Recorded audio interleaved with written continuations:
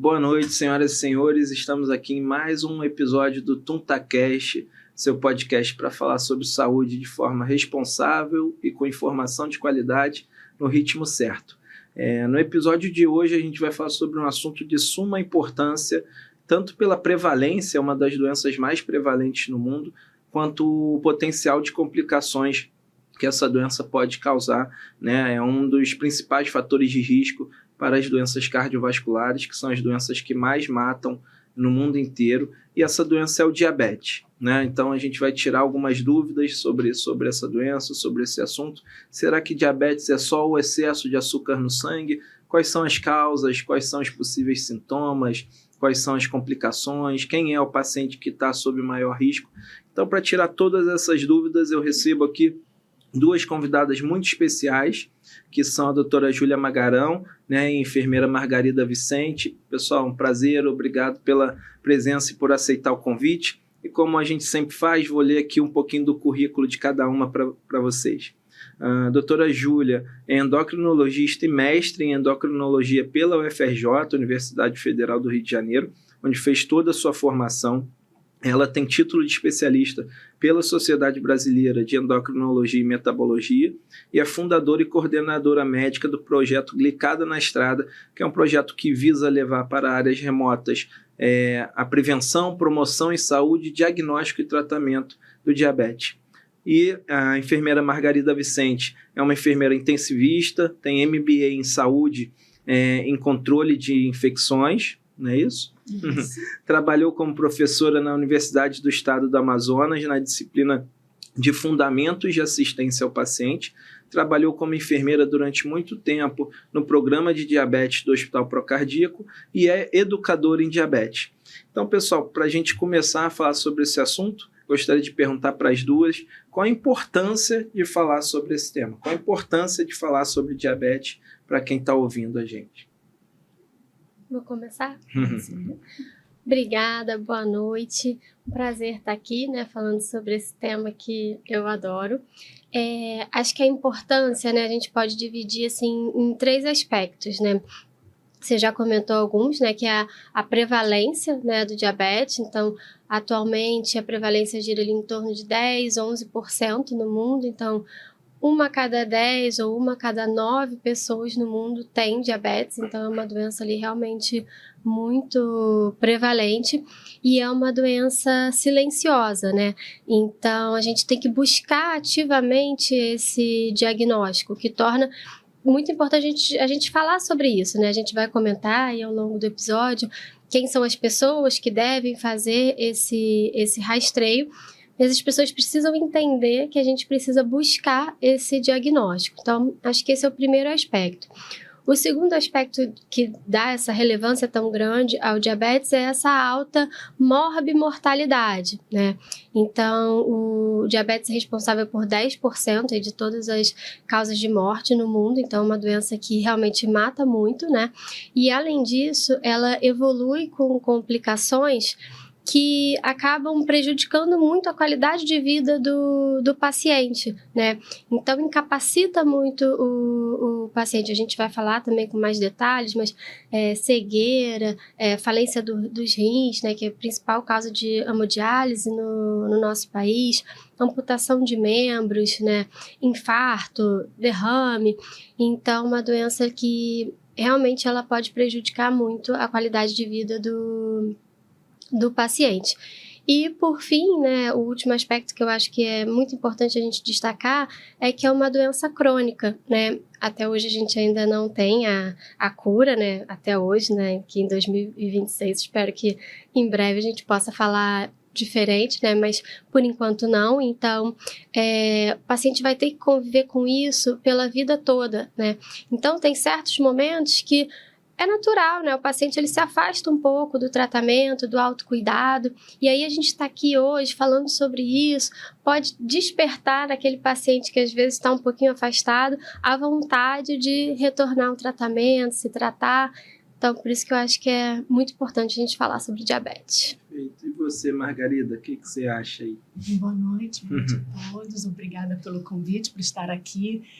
Também, eu acho que a conscientização é muito importante, né, para o diabetes, e a gente sabe que uma das formas da gente estar cuidando do diabetes é fazer mudança de estilo de vida.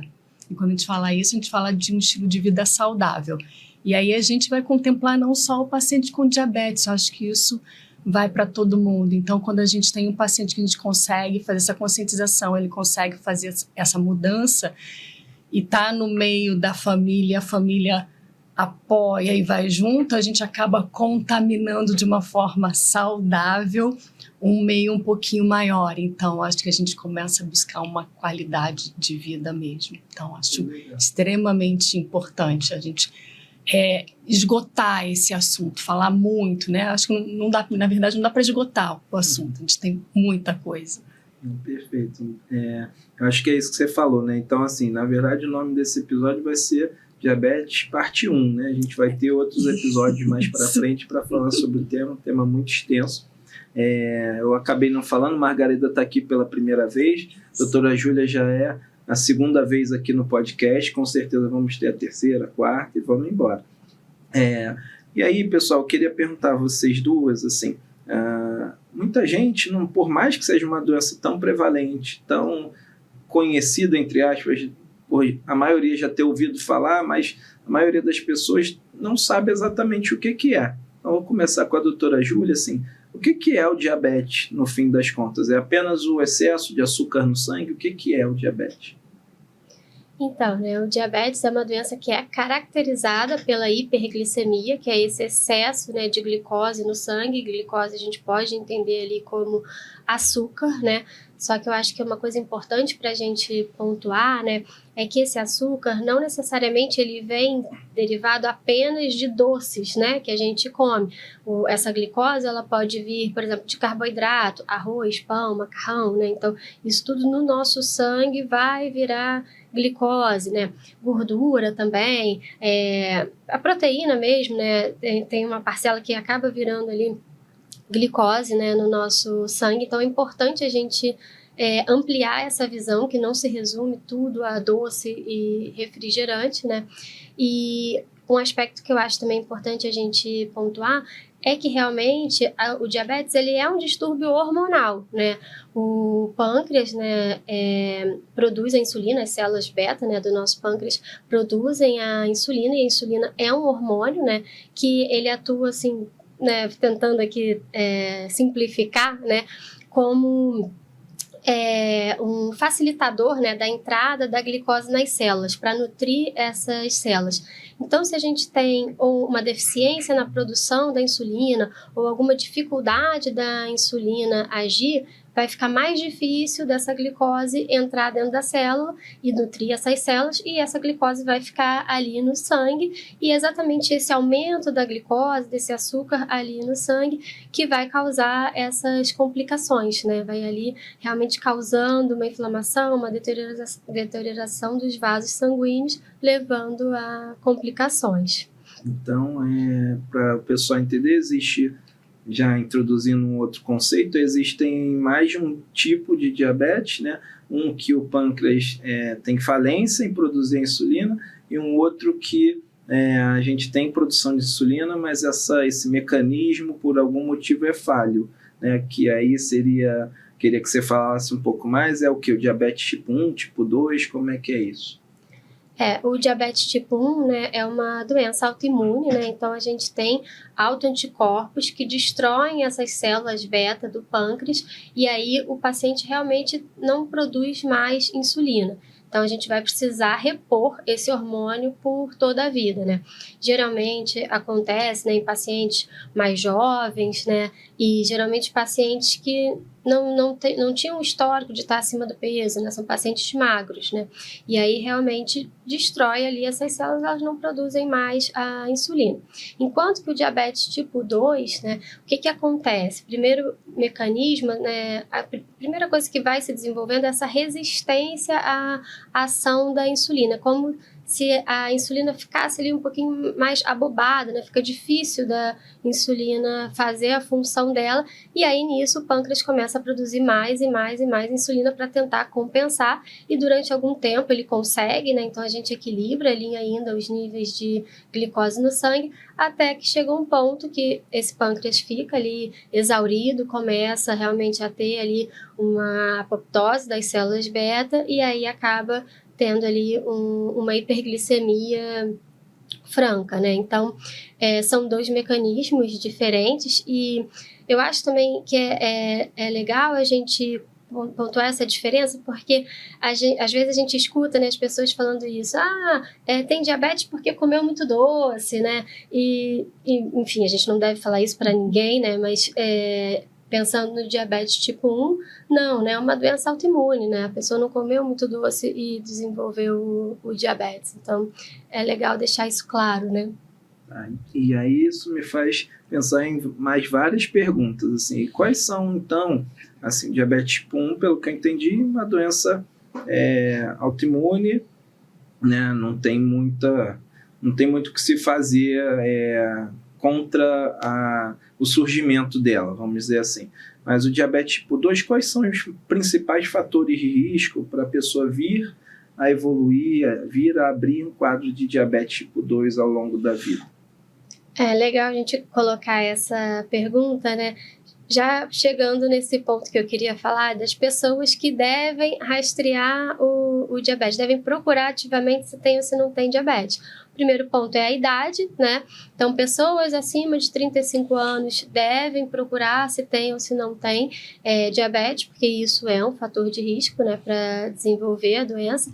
E olha só, né, a idade, como cada ano isso vem caindo, né? Então, é uma doença que realmente está ficando cada vez mais importante e mais prevalente na nossa sociedade. E pessoas que têm menos de 35 anos, que tenham sobrepeso ou obesidade e mais algum fator de risco, né? Como história familiar, então a genética também importa. Mulheres que têm síndrome do ovário policístico, uso de medicações como corticoide, que também aumenta a glicemia. Então, tudo isso é fator de risco para desenvolver o diabetes. Perfeito. Última pergunta antes de voltar para a Margarida, assim, você acho que já deixou claro, né? A maioria das vezes o diabetes é uma doença que não dá sinais, né? A pessoa às vezes é diabética ali por meses, anos, sem nem saber, porque é uma doença que, em geral, não causa sintomas, a não ser quando isso está muito descompensado ou já está muito crônico, né? Mas quando tem sinais, quando dá sintomas, quais são os principais sintomas do diabetes? O diabetes tipo 1, né, que acontece de forma mais abrupta, né, em geral, é fácil a gente marcar quando começou, né, o diabetes. O diabetes tipo 2, como ele, na maioria das vezes, ele é totalmente assintomático, a gente tem um atraso aí, né, de diagnóstico entre 5, 7 anos. E esse tempo de hiperglicemia já é suficiente para começar ali a causar algum tipo de dano, né? Mas, em geral, assim, que sintomas que a gente pode ver ou no diabetes tipo 1, né, que está abrindo agora, ou no diabetes tipo 2, quando já está ali mais descompensado, poliúria, né, que é quando o paciente faz muito xixi, porque esse excesso de glicose no sangue ele é filtrado pelo rim, então é um soluto ali que puxa a água, né, então a pessoa urina muito e aí, consequentemente, tem muita sede, né, então é a poliúria e a polidipsia, né. O paciente pode estar cansado, ter uma fadiga, né, porque essa glicose não está entrando para nutrir as células, então o paciente fica ali constantemente cansado, pode até evoluir com uma perda ponderal, né, porque não está conseguindo nutrir adequadamente, né, o corpo. Visão turva, né, que são alterações, né, visuais por conta da glicose, né, desse aumento da glicose no sangue. Acho que é isso. Não lembra mais algum sintoma importante para a gente comentar? Perda ponderal, que é a perda de peso, né? Que às vezes quem está ouvindo fica assim, o que é uma perda ponderal, só para que a gente vai ter aqui várias pessoas nos ouvindo. Nada, que isso. Perfeito. Então, às vezes, um emagrecimento que a gente não consegue justificar pode ser um quadro de diabetes abrindo, né? Perfeito. Antes de puxar o gancho para você, Margarida, porque vai acendendo lâmpadazinhas aqui. E o diagnóstico? Como é que é feito esse diagnóstico? Né? Você falou que tem alguns pacientes que a gente tem que buscar ativamente, tem pacientes que começam a ter sintomas, mas como é feito o diagnóstico do diabetes? A gente pode fazer o diagnóstico de algumas formas, né? Nesse paciente que tem sintomas, né? Se a gente fizer uma glicemia capilar aleatória e vier uma glicemia capilar acima de 200, isso já é suficiente, né? Para a gente dar o diagnóstico desse paciente. Então, nesse caso, a gente pode usar, né, a glicemia capilar. Ou então a gente pode usar a glicemia de jejum, né?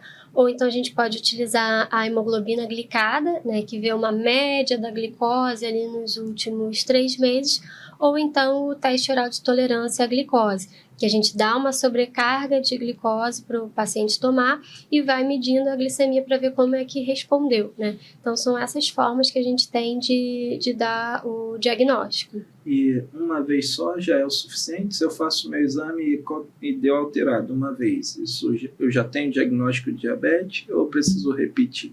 Nesse caso do paciente que já tem sintomas, né, é suficiente só fazer essa glicemia capilar aleatória e isso já fecha o diagnóstico, né? Agora, para a glicemia de jejum, hemoglobina glicada, o ideal é que a gente tenha 2 exames alterados, né? E pode ser no mesmo exame a pessoa fez a glicemia de jejum e a hemoglobina glicada, os 2 estão alterados, isso já é suficiente para a gente dar o diagnóstico de diabetes. Entendi. E Margarida, agora sim, puxando o gancho, né? Na sua experiência, o que mais assusta, né, o paciente quando ele recebe o diagnóstico de diabetes, que ainda é uma doença, assim, para muitos pacientes cria um certo estigma, né? E o que você percebe na sua experiência como educador em diabetes, trabalhando no protocolo de diabetes hospitalar, né? O que você percebe, assim?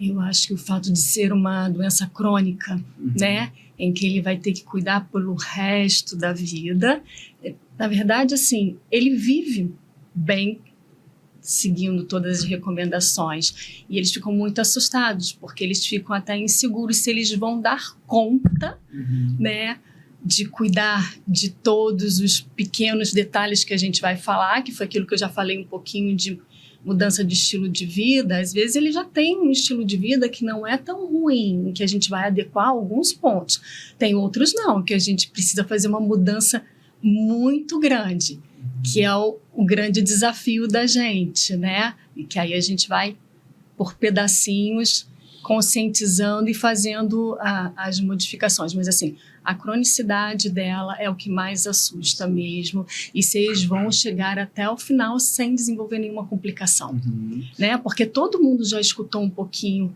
das complicações e fica um pouquinho assustado. Eu tenho um vizinho, eu tenho um primo, né? E aí eles, fulano ficou cego, o outro amputou, então eles às vezes ficam um pouquinho mais assustados. E nesses casos, né, que você acompanhou até hoje, o que você percebe mais, assim? Uma negação, um medo? O que você percebe mais na reação dos pacientes ao receber esse diagnóstico, assim?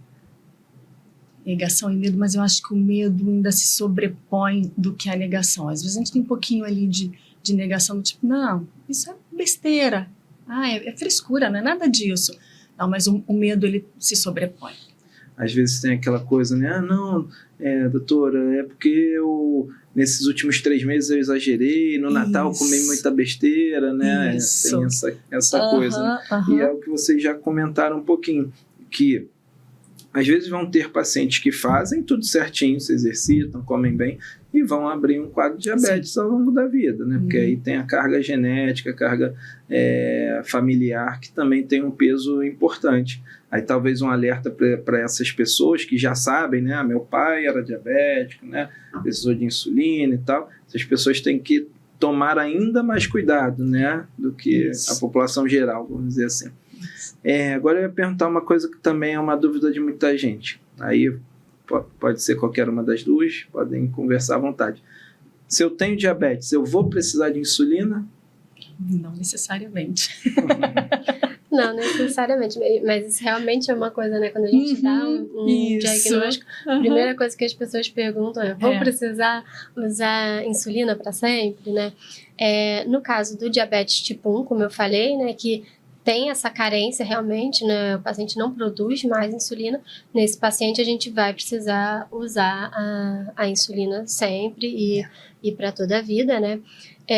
Mas no diabetes tipo 2, não, né? Então, alguns pacientes podem até precisar de insulina no começo, assim, quando está um pouco mais descompensado, e depois até ficar sem.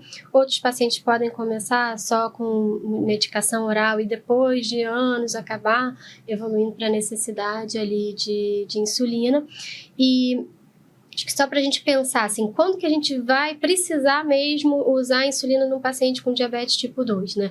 Se esse paciente tem sintomas, né, se ele tem poliúria, polidipsia, está perdendo peso, esses são sinais de insulinopenia, né? Então, ele realmente, naquele momento, ele vai precisar da insulina ali.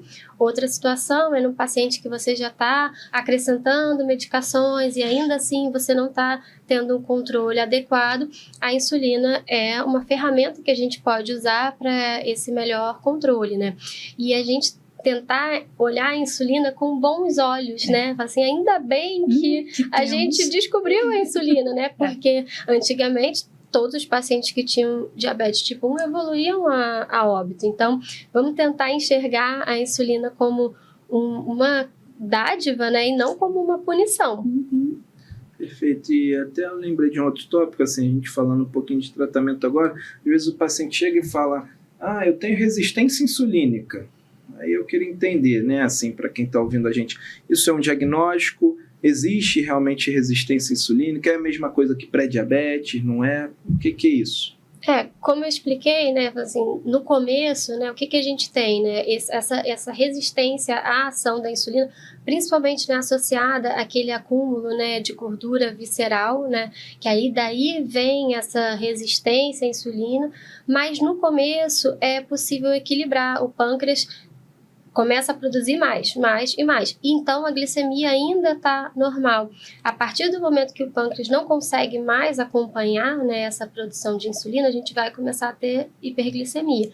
E aí pode ter, né, um pré-diabetes que é realmente, né, uma entidade, né, a nossa sociedade brasileira, a Associação Americana de Diabetes reconhecem o pré-diabetes como um diagnóstico formal, né, e depois, né, isso pode acabar evoluindo para um diabetes se a gente não intervir ali no momento certo. E uma coisa importante também, né, que eu aprendi inclusive com a doutora Júlia alguns anos atrás, é que o pré-diabetes, mesmo que não vire um diabetes, ele pode apresentar complicações, mesmo sem virar um diabetes, né? Então é uma coisa que tem que ser cuidada e valorizada, né? Os nossos valores, né, de corte, de glicemia de jejum, hemoglobina glicada, eles foram muito pautados na retinopatia, né, do diabetes. Então, realmente, uma pessoa que tem pré-diabetes, ela pode acabar desenvolvendo, né, algum tipo de complicação, e o pré-diabetes é um fator de risco para o desenvolvimento do diabetes e também para o desenvolvimento de doenças cardiovasculares. Então, é aquele sinal ali, né, amarelo, que a gente precisa fazer alguma modificação ali antes que isso complique, né? Você comentou retinopatia. Explica para o pessoal o que é retinopatia. A retinopatia é essa lesão, né, por conta da hiperglicemia nos vasos dos olhos, né? E aí isso pode evoluir com cegueira, né? E sobre o tratamento, também uma dúvida muito comum do paciente é: não, eu recebi o diagnóstico de diabetes, agora eu vou comer tudo certinho e vou fazer exercício. Só fazer isso é suficiente após o diagnóstico de diabetes? E aí? Hoje em dia, né, a gente é um pouquinho mais agressivo, né? Digamos assim, né? Antigamente a gente tinha a gente chama esse termo, né, da inércia terapêutica, né? O paciente vinha e falava: não, doutor, por favor, me dá um tempinho, eu juro que eu vou melhorar, eu vou comer melhor, eu vou fazer atividade física. Mas a gente foi percebendo, né, que isso se estendia 3, 6 meses, daqui a pouco 1 ano, e a gente ainda estava ali com um valor de hemoglobina glicada fora do alvo. Então, hoje em dia, a gente é mais agressivo. A gente fez um diagnóstico de diabetes, a gente vai começar as mudanças de estilo de vida, mas concomitante a isso, a gente vai começar um tratamento, inclusive, dependendo, né, dos níveis de hemoglobina glicada desse paciente, a gente pode até indicar já de cara, né, uma terapia dupla, uma terapia tripla, né, para esse paciente, porque a gente entende que a gente não pode perder esse tempo, né. Num paciente com pré-diabetes, aí sim a gente pode, né, fazer mudanças de estilo de vida e avaliar. Tem alguns grupos, né, que se beneficiam do tratamento medicamentoso, né, precoce no pré-diabetes, como pacientes muito jovens, mulheres que tiveram história prévia de diabetes gestacional, pacientes com síndrome metabólica, uma glicemia de jejum mais elevada. Então, nesses pacientes, a gente tende a começar medicação mais precocemente, né. Mas falando um pouquinho sobre a mudança do estilo de vida, né, sem dúvidas, o pilar, né, do tratamento do diabetes, do pré-diabetes, e até nos estudos, né, de prevenção de diabetes, né, um dos mais famosos, que é o DPP, mostrou que na mudança do estilo de vida num paciente com pré-diabetes, isso é mais eficaz até do que o tratamento medicamentoso. Na época eles avaliaram era a metformina, mas estou falando isso para a gente ver a magnitude que é a mudança do estilo de vida. Então, em nenhum momento aqui eu estou querendo diminuir a importância disso, né? Mas realmente, quando já tem diabetes, a gente faz isso e mais medicação logo de uma vez. Mudança de estilo de vida seria uma alimentação equilibrada e exercício físico regular, basicamente isso. Colocando assim em termos mais palpáveis, né? O que foi essa mudança de estilo de vida que eles mensuraram, né, nesse estudo? Uma perda ponderal, uma perda de peso, em torno de 7%, né? E atividade física, 150 minutos de atividade moderada por semana. Perfeito. E antes de voltar para a Margarida, assim, doutora Júlia, uma das preocupações do paciente, né, quando tem que começar a tratar o diabetes com medicamento ou insulina, é a glicose baixar demais, né, a hipoglicemia.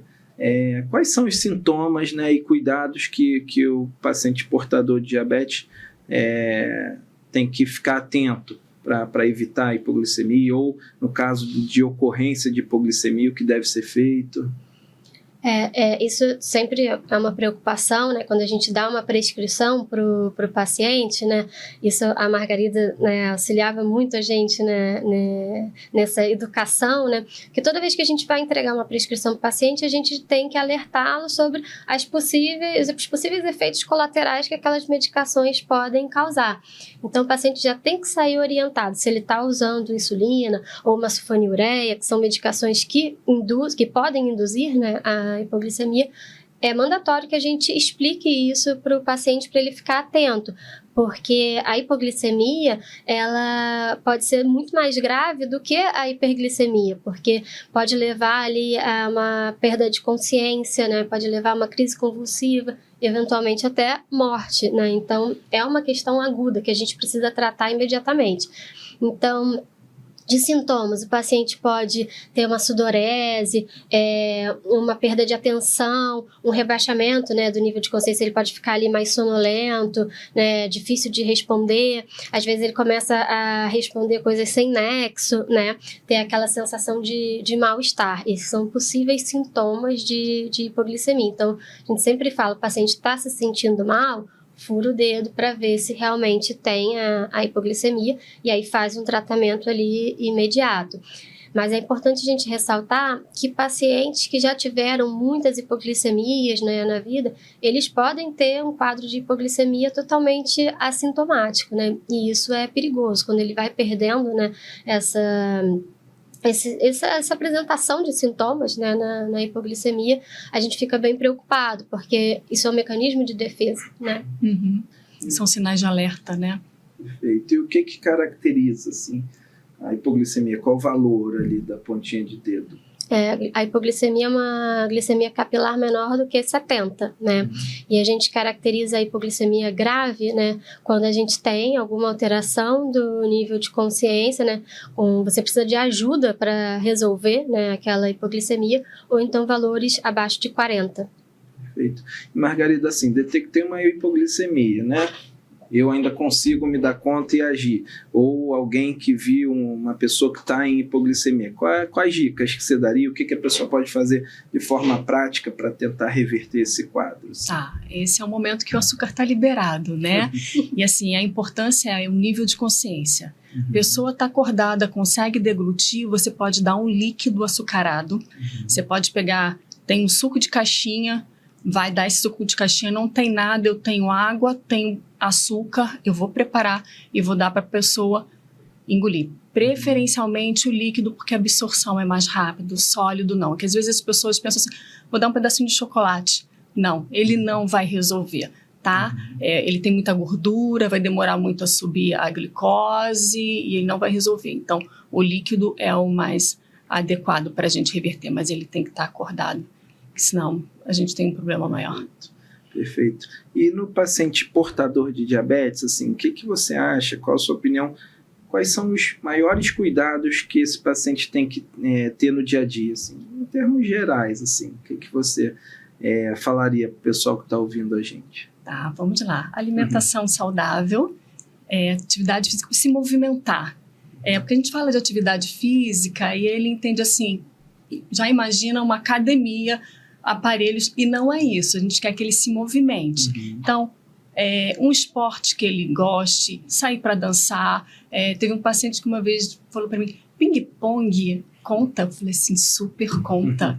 É muito bom. Então, é exatamente isso. Então, se movimentar, utilizar sapatos fechados, não andar descalço. A gente tem que ter um cuidado com os pés, secar bem os dedos dos pés depois do banho, entre os dedos, que é para a gente poder evitar algumas complicações. Perfeito. Se hidratar.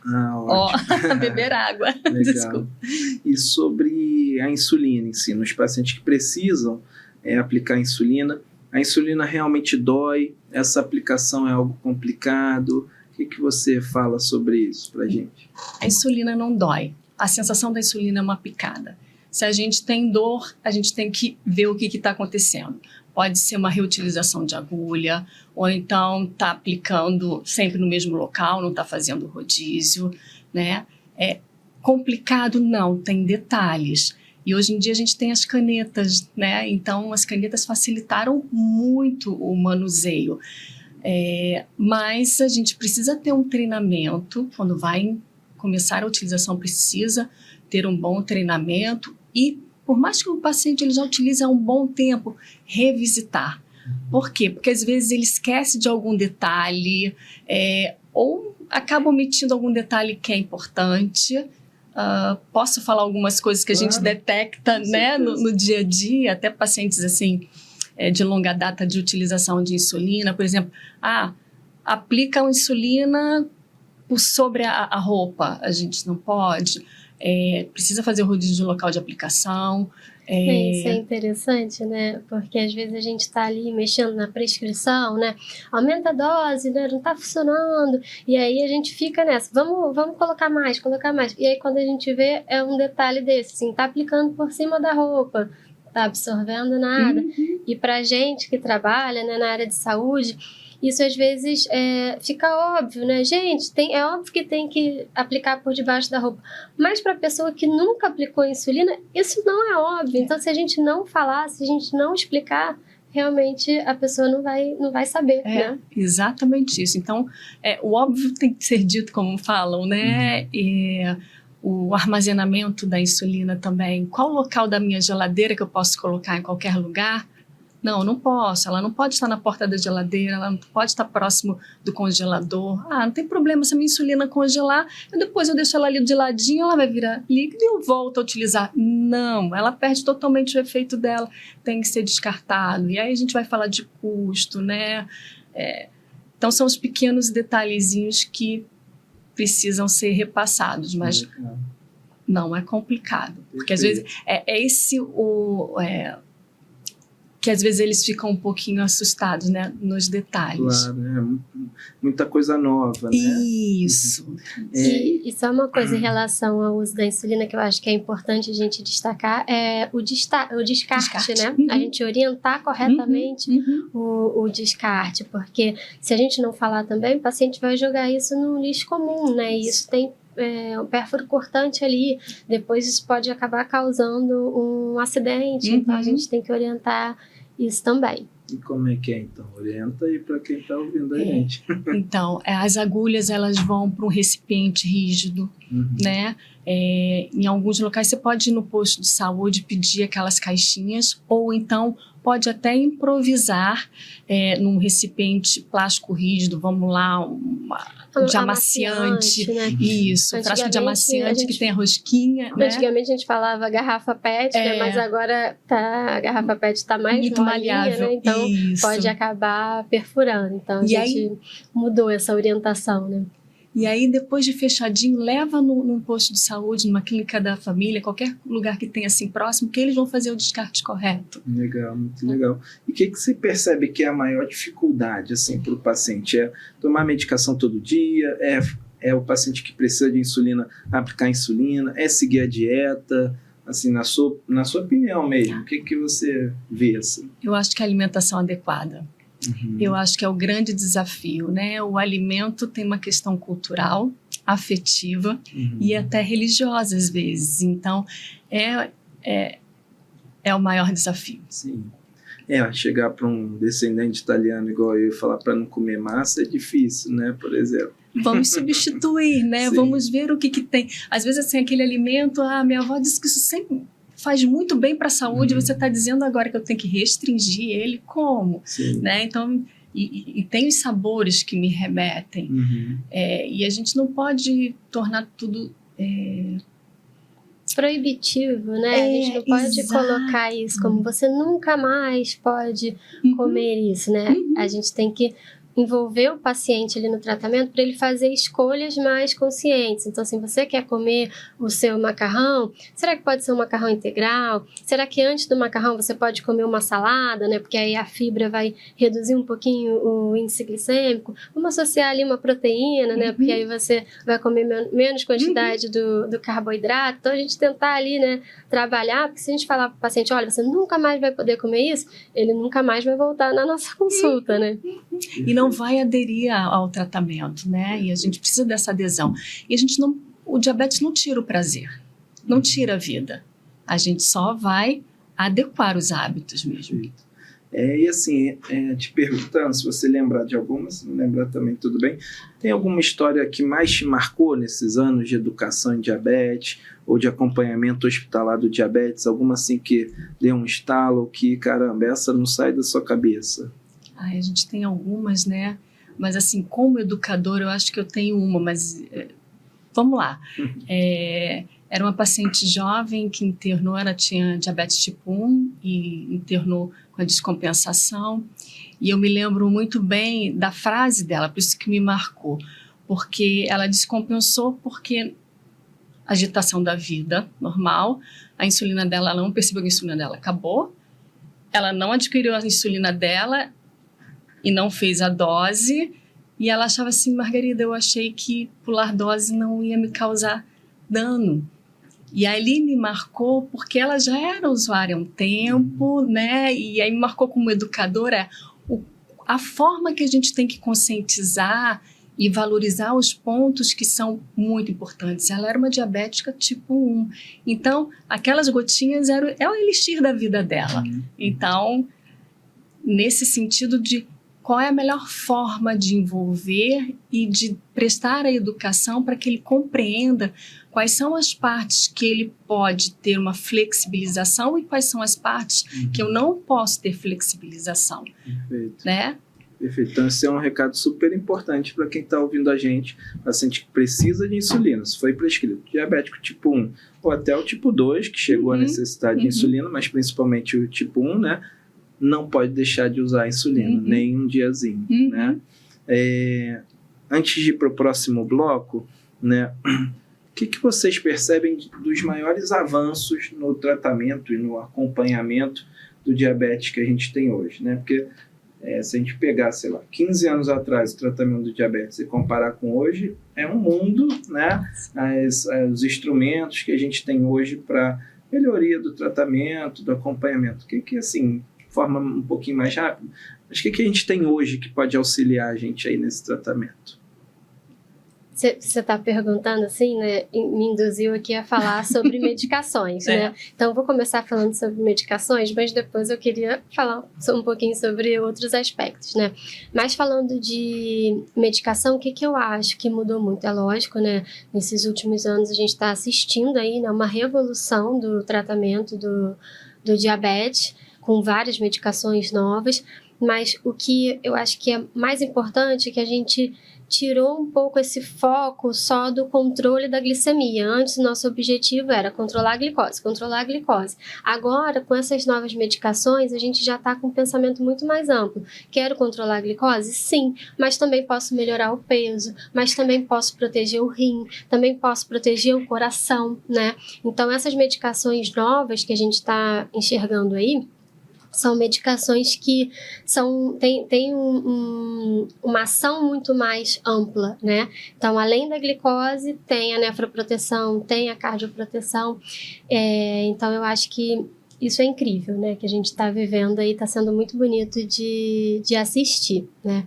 E essas medicações novas também, muitas não causam hipoglicemia. Então, a gente também está conseguindo chegar em alvos, né, que antigamente a gente não conseguia porque a gente acabava induzindo a hipoglicemia no paciente, né? Então, agora, por exemplo, a gente pode querer colocar, né, a hemoglobina glicada do paciente ali num nível de normalidade. Antigamente a gente tinha medo de fazer isso e o paciente acabar tendo uma hipoglicemia. Então, esse é o aspecto, assim, farmacológico, né? Mas queria colocar também, né, o aspecto da linguagem, né? Como que a gente mudou a nossa forma, né, de falar com o paciente. Antigamente, a gente usava muito a estratégia da ameaça, né? O paciente chegava no ambulatório e a gente falava, se você não se tratar, você vai ficar cego, você vai perder seu rim, você vai perder o seu pé. Meu Deus, né? A pessoa escuta isso e fica fala, apavorada, né? Bloqueia todo o restante. Não quero mais ver um profissional de saúde nunca mais na minha vida. Então, a gente começou a colocar isso de uma forma mais positiva, né? Vamos nos tratar para prevenir as complicações. Isso é possível. Sempre envolver o paciente, né, no tratamento, nas decisões. Então, a gente vai perguntar para o paciente, olha, essa medicação tem esses benefícios, tem esses efeitos colaterais, tem esse custo, né? E aí a gente divide tudo isso com o paciente. Não é simplesmente dá uma prescrição, toma, vai, o médico mandou, obedece, né? Então, a gente colocar o paciente ali no centro, né?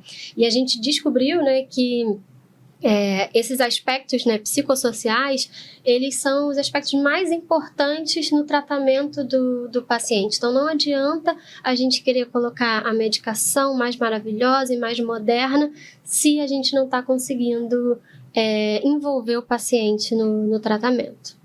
Em outras coisas, né, que hoje a gente fica sabendo, né, dispositivos para controle da glicose, da glicemia, né, sem ter que furar o dedo, né, a gente está tendo muito avanço, bomba de insulina para o paciente que precisa de insulina. Então, papo aí para outros episódios sobre o diabetes, né. Você mencionou, né, Júlia, no início do episódio, falando que o diabetes é a principal causa de hemodiálise no Brasil, né? Então a gente vai para o próximo bloco, assim, quais são? Aí eu vou te mandar 3 perguntas de uma vez, para depois eu voltar para a Margarida. Quais são as complicações mais graves do diabetes? Uma dúvida muito frequente que você passou por isso, mas que eu acho que vale frisar. A partir de quanto tempo que eu tenho diabetes que essas complicações podem surgir se mal controlado, né? E a última eu estou controlado, né? Minha glicose está controlada. Eu ainda estou sob risco dessas complicações? Então, falando sobre as complicações mais graves, né? Aí vai depender um pouco do conceito do que a gente está falando de gravidade, né? Porque se a gente for pensar em mortalidade, né, as complicações macrovasculares, né, têm um maior potencial ali de levar o paciente a óbito, né? Como, por exemplo, o infarto, o AVC, né, que é o derrame. Então, são complicações ali que mais agudamente podem levar esse paciente a óbito.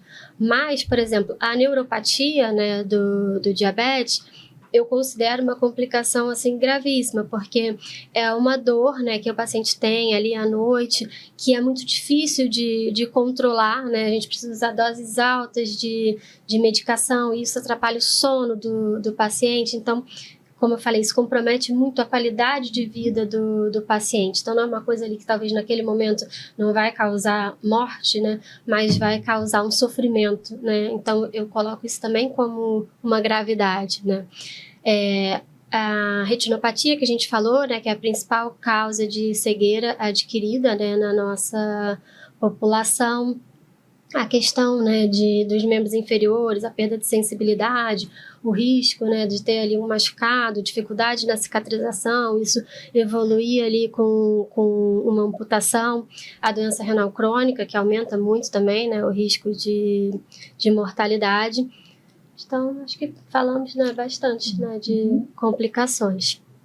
E quanto tempo, né, que você falou, quanto tempo que os pacientes podem evoluir com complicações, isso depende muito, né, de como que está o controle, isso depende muito também de fatores, né, genéticos, e também uma coisa interessante é o controle no começo, né, no diagnóstico do diabetes. Se você, logo quando você faz um diagnóstico, você tem um bom controle ali, esse paciente, ele fica protegido, né, entre aspas, assim, né, mais protegido de, no futuro, desenvolver complicações. Então, por isso é tão importante, né, a gente fazer um diagnóstico precoce, instituir um tratamento logo, porque esse controle inicial é um termo que a gente chama, né, memória metabólica. O paciente leva isso pro futuro. Mas, assim, se eu pudesse dizer assim, um tempo, né, seria ali 5 anos, né, porque quando a gente faz o diagnóstico de diabetes tipo 1, por exemplo, a gente sabe exatamente ali quando que começou a doença. E aí, 5 anos depois, a gente começa a fazer o rastreio de complicações, né? Então, se fosse para falar assim, fala um número, né? Falaria isso, 5 anos.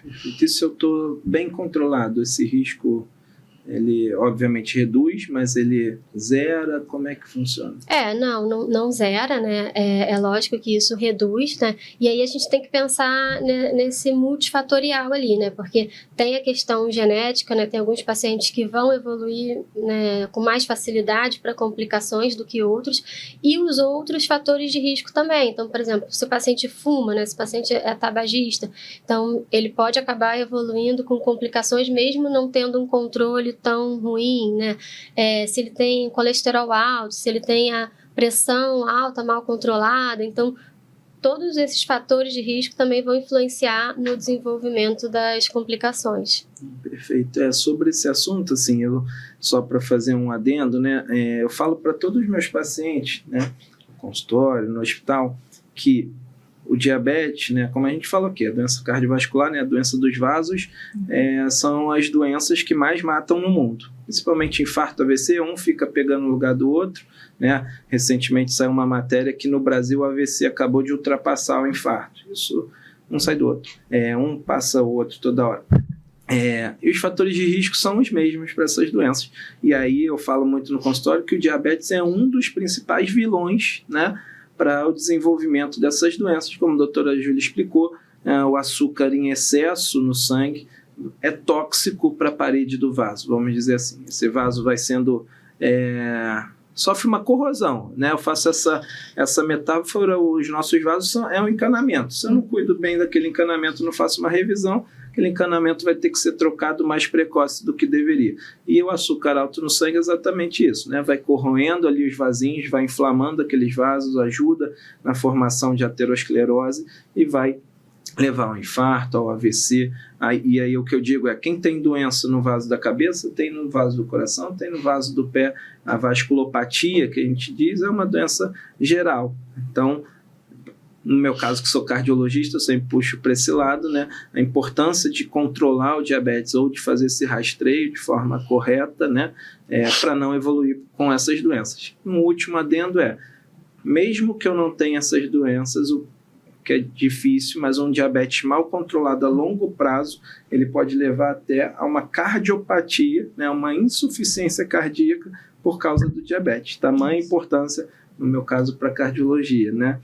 Margarida, eu vou te perguntar, a gente está indo aí para o tercinho final do nosso episódio, qual o hábito, na sua opinião, do dia a dia, que mais faz diferença no controle dessa doença, no tratamento dessa doença? Se movimentar. Se movimentar. Né? Como eu já falei anteriormente, não só a atividade física, a gente tem que ter um olhar para o hábito da pessoa, para o estilo de vida dela. Né? Às vezes é uma pessoa que trabalha no escritório sentada durante horas, e aí eu convido um pouquinho, vamos lá. Ao invés de comprar uma garrafa de 3 litros, utilize um copo. Escolha o bebedouro mais distante para você botar a sua água ali do lado. Então, assim, o movimentar, mesmo que seja pequeno, porque as pessoas acham assim, só isso ajuda muito. O meu trabalho é no primeiro andar. Ao invés de pegar o elevador, eu vou usar a escada. Então, essas pequenas modificações, eu acho que movimentar-se é... Legal. E você comentou algumas coisinhas, mas eu acho que vale a pena reforçar. Quais são as dicas práticas para esses pacientes que você daria para evitar complicações, né? A feridinha no pé, tudo mais. Eu gostaria que você revisasse essas dicas práticas do dia a dia para as complicações. Tá, né? para as complicações, Eu já citei a utilização do sapato fechado, confortável, não andar descalço, a questão de enxugar bem entre os dedos dos pés após o banho, antes de colocar o calçado, dá uma verificada, sacode eles, às vezes tem uma pedrinha, como a doutora Júlia já falou da neuropatia, às vezes ele já tem um pouquinho de perda de sensibilidade, vai colocar o calçado e tinha ali uma pedrinha, vai ficar usando, não vai sentir que tinha pedrinha, pode causar uma lesão, e é isso que a gente vai querer evitar, essa lesão, que aí vai ficar difícil a cicatrização e a gente evitar a complicação da amputação. Né? Olhar os pés, né? Chegar em casa no final do dia, você olhar, ver se por acaso tem algum machucadinho ali, né? Ter esse cuidado, hidratar, né? Isso. O pé, porque também nessa questão da neuropatia, essa hidratação mesmo, né? Dos pés fica comprometida, né? Então a gente às vezes passar um hidratante, né? Sempre evitando, né? Entre os dedos para não ter risco de desenvolver ali alguma infecção fúngica, que aí pode ser uma porta de entrada para infecção, né? A questão da água, né? Isso. Fala. Beber a água, né? Porque aí a gente está sempre hidratando, e uma questão para eliminação da própria glicose, isso é importante. Eu ia comentar a água, a temperatura, né? A temperatura da água, né? Isso, no banho. Como o paciente, né, pode ter essa alteração de sensibilidade, que a gente chama assim, em luva e em bota, né? Então, as mãos e os pés ficam ali mais comprometidos em relação à sensibilidade. Então, quando o paciente vai ver se a água está quente ou não colocar logo a mão ou não colocar o pé, porque aí pode ter uma queimadura. Então você coloca ali, pode ver com o cotovelo, né, que tem ali uma sensibilidade mais preservada. Isso é interessante. Mas isso também, né, que a Margarida falou, super importante, que a desidratação é uma das causas, né, para a descompensação do diabetes, né? Vou para o último bloco aqui, que é bem rápido, mitos e verdades. Aí vocês podem até responder rápido, para ver se as duas estão aí, né, sintonia. Vamos lá. Algumas coisas a gente já falou, mas eu acho que é legal, que é o tipo de bloco que ajuda o paciente a fixar, né, quem está ouvindo a gente. Comer doce causa diabetes? Eu vou falar que é mito, né? Porque essa é uma afirmação, né, muito simplista, né? Aquilo que a gente falou, né? Por exemplo, paciente com diabetes tipo 1 não tem essa relação, né, de comer doce e desenvolver o diabetes. E também, como eu falei, né, a gente não fixar só nessa questão do doce, né? Então, assim, uma dieta ruim, baseada em ultraprocessados ao longo de anos e anos, mais o sedentarismo, né, mais a carga genética, tudo isso é aquela equação que vai desembocar no futuro no diabetes. Então, não vamos ser simplistas, né, de dizer isso, doce diabetes, até porque é isso também causa um estigma, né, pro paciente, sabe? Às vezes, né, por exemplo, principalmente no diabetes tipo 1, né, a criança vai para uma festinha, lógico que ela quer comer, né, um doce, né, como todas as outras crianças estão ali comendo, e aí vai falar, mas você tem diabetes, né, comeu doce, ficou com diabetes, né, isso é horrível, né, você dizer isso para uma criança. Então, vamos tomar cuidado com essas afirmações, né, simplistas. A gente está aqui exatamente para desconstruir esse tipo de afirmação. Vamos lá, mais algumas perguntinhas de mitos e verdade. Vou pedir para só falar mito ou verdade, que aí se o pessoal tiver dúvida, entra em contato com a doutora Júlia, com a Margarida, pergunta lá no YouTube, tá bom? Então, vamos lá. Quem tem diabetes nunca mais pode comer açúcar? Mito. Foi junto, pelo refrigerante diet, posso beber à vontade se tem diabetes? Não. Mito. Tá bom. Se a glicose normalizou, eu posso parar o tratamento? Mito. Agora essa é mais polêmica, se quiser pode até justificar um pouquinho. Existe diabetes emocional? Que é muito comum, né? O paciente, minha diabetes é emocional, tô nervoso, a glicose sobe. Como é que é isso? Não existe, né, esse diagnóstico, né, essa entidade de diabetes emocional, isso não existe. Mas é claro que, né, alterações, né, de estresse podem ocasionar, né, flutuações ali de glicose, mas não que isso seja a causa. A pessoa não vai desenvolver uma hiperglicemia ali por conta, né, um diabetes, né, exatamente. Não, agora que eu me enrolei aqui porque eu pensei, né? O diabetes tipo 1 é uma doença autoimune, né? Então, às vezes, situações de estresse podem ser um gatilho, né? Para abrir a doença autoimune. Mas não é esse diagnóstico, né? De diabetes emocional. Não, esse nome, assim, não existe como diagnóstico. Mas, sim, alterações emocionais podem levar a flutuações, né, da glicose. Perfeito. Pessoal, assim, é o que a gente falou. Diabetes a gente vai ter que ter aqui 3, 4, 5 episódios para falar, ainda mais nos dias de hoje, né? A gente sabe que a gente tem a classificação com mais de 2 tipos de diabetes hoje em dia, mas a gente não vai entrar nesse mérito hoje. Então, para fechar de forma sucinta, eu queria que cada uma desse uma mensagem final, principalmente para o paciente que, né, ou tem receio de evoluir com diabetes, ou já tem diabetes e esteja ouvindo a gente, ou tem fatores de risco para evoluir com diabetes. O que vocês deixariam aí de mensagem final desse nosso episódio? Margarida? Eu acho que tranquilidade, né, e ter a segurança do autocuidado, ele é possível. Não, as pessoas pintam com um bicho de 7 cabeças, não é. É aquilo que eu falei, é ajuste de estilo de vida. Perfeito. Muito bom. Júlia?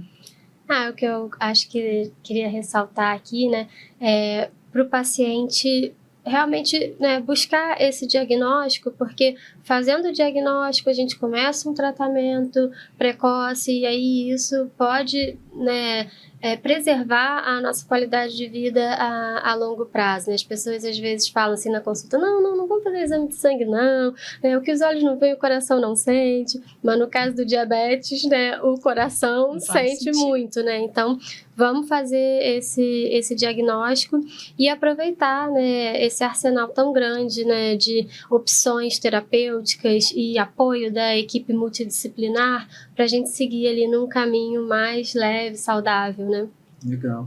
Só a última pergunta mesmo, assim, Júlia, quem gostou, né, ouviu, quer saber mais do seu trabalho, quer perguntar alguma coisa, você tem algum contato, rede social, e-mail, algum lugar que o pessoal possa te procurar?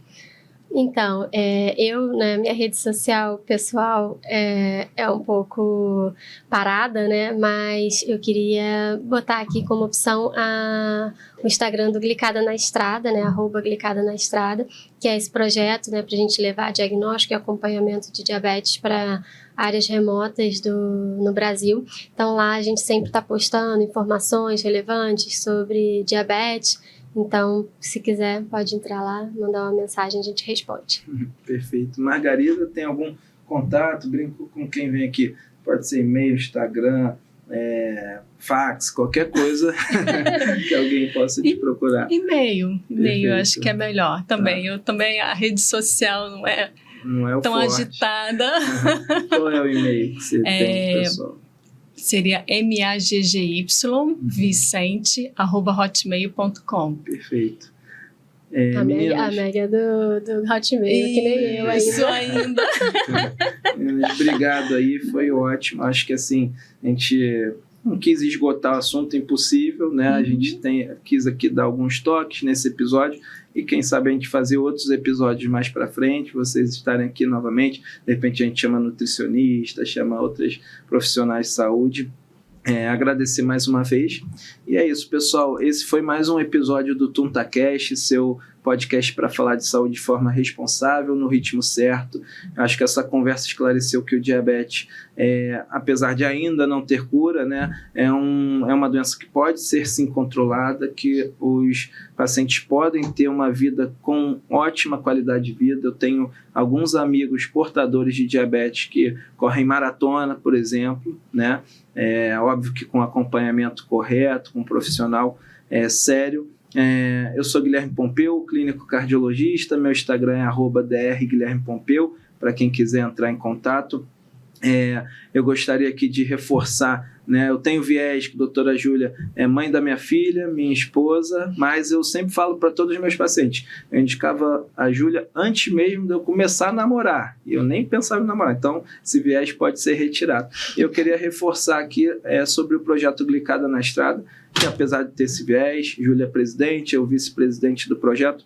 É um projeto muito bonito, quem quiser conhecer, entra lá, @Glicada na Estrada, projeto totalmente voluntário, sem fins lucrativos, que leva esse papo que a gente teve aqui, só que de forma ainda mais profunda, para os cantinhos do Brasil, em lugares que as pessoas nunca viram um médico. Então, se quiser saber um pouquinho mais disso, entra lá na rede social, tá bom? Até a próxima, boa noite.